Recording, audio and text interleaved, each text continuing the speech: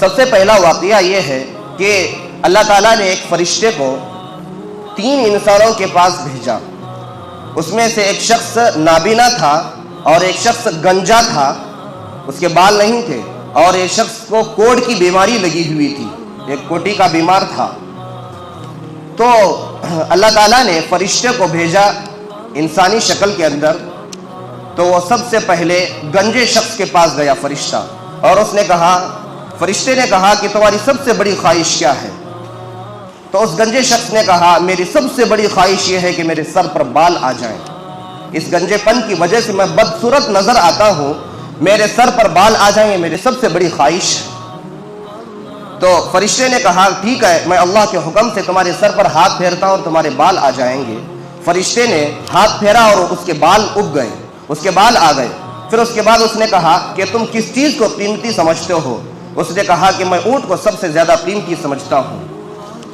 تو فرشتے نے انہیں اونٹ بھی دے دیے اور اونٹ دے کر چلے گئے. وہ فرشتہ چلا گیا اور دوسرے شخص کے پاس گیا جو کوڑ کی بیماری والا تھا.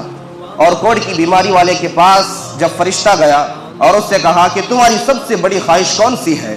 تو اس نے کہا، میری سب سے بڑی خواہش یہی ہے کہ میری کھال اور میری چمڑی اچھی ہو جائے، یہی میری سب سے بڑی خواہش ہے.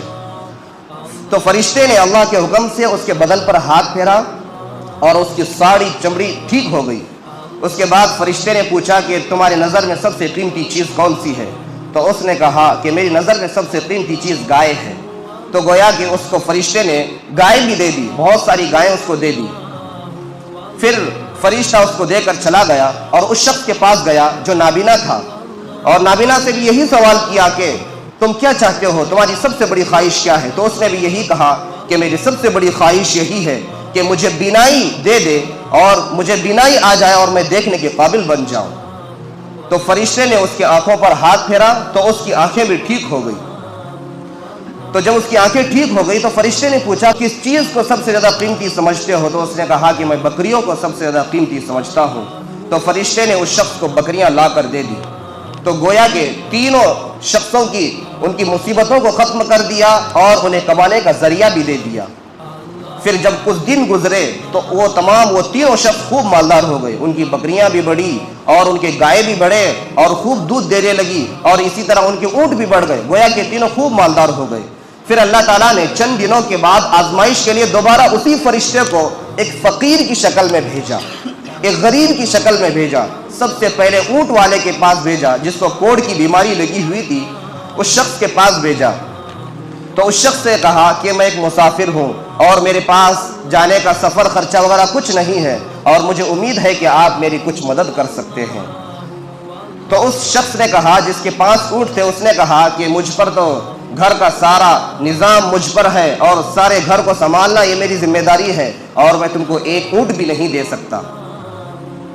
تو اس کے بعد فرشتے نے کہا، مجھے کچھ یاد آتا ہے کہ کچھ دنوں پہلے تمہیں کوڑ کی بیماری لگی ہوئی تھی، پھر اللہ نے تمہیں شفا دے دی اور پھر اللہ نے تمہیں مالدار بنا دیا اور تمہیں مال دے دیا، تو کیا تم اس کا احسان ادا نہیں کرتے؟ تو اس شخص نے کہا، لقد ورثت کابرا عن کابر، مجھے یہ اپنے باپ داداؤں سے ملی ہے، یہ اللہ نے نہیں دی ہے، یہ مجھے باپ داداؤں سے ملی ہے. تو اس کے بعد اس شخص نے کہا، اگر تو جھوٹا ہے، فرشتے نے کہا اگر تو جھوٹا ہے تو اللہ پھر تجھے اسی حالت پہ لوٹا دے جس حالت پہ تو پہلے تھا. چند ہی منٹ کے اندر وہ پہلے کی طرح ہو گیا. گویا کہ دوبارہ اس کو کوڑ کی بیماری لگ گئی. پھر اس کے بعد دوسرے شخص کے پاس گیا، یعنی جسے گائے دیے گئے تھے، تو اس شخص نے بھی یہی جواب دیا جو پہلے والے شخص نے دیا تھا. تو اس نے بھی، فرشتے نے اسے اسی طرح کہا، اگر تو جھوٹا ہے تو تیرے ساتھ بھی وہی حال ہونا چاہیے جو پہلے جس حال میں تو تھا. تو اس کے ساتھ بھی یہی حال ہوا. پھر تیسرے شخص کے پاس گیا جو نابینا تھا، جسے بکریاں دی گئی تھی. تو اس شخص کے پاس گیا اور کہا کہ میں ایک غریب مسافر ہوں اور مجھے امید ہے کہ تمہارے طرف سے مجھے کچھ مدد مل سکتی ہے. تو اس شخص نے کہا، ہاں یقیناً میں بھی کچھ دنوں پہلے غریب تھا اور میں نابینا تھا. اللہ نے اپنے فضل اور کرم سے مجھے بینائی عطا فرمائی، مجھے دیکھنے کے قابل کیا، اور اسی طرح مجھے مالداری بھی عطا کی، اور میں بھی غریب تھا. آج تم غریب ہو تو یقیناً اتنے ریوڑ میرے پاس ہیں، سب اللہ تعالیٰ نے دیے ہیں بکریوں کے ریوڑ، تم جو چاہو لے جا سکتے ہو. تو اس کے بعد پھر اللہ تعالیٰ نے اس کے مال میں اور زیادہ خیر و برکت عطا فرمائی.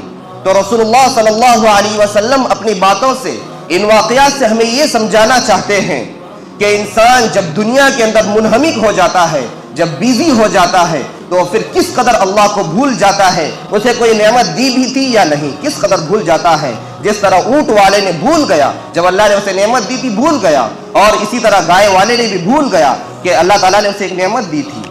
تو اسی لیے 11 مہینوں کے اندر جب انسان کا تعلق اللہ سے کمزور پڑ جاتا ہے تو پھر اللہ تعالیٰ ہمیں یہ رمضان عطا فرماتے ہیں، جسے میں نے کہا کہ ایک واشنگ مشین ہے۔ یہ کیا ہے؟ رمضان انسانوں کی زندگی کی صفائی کی واشنگ مشین ہے۔ اس واشنگ مشین کا نام دا منتھ آف رمضان ہے۔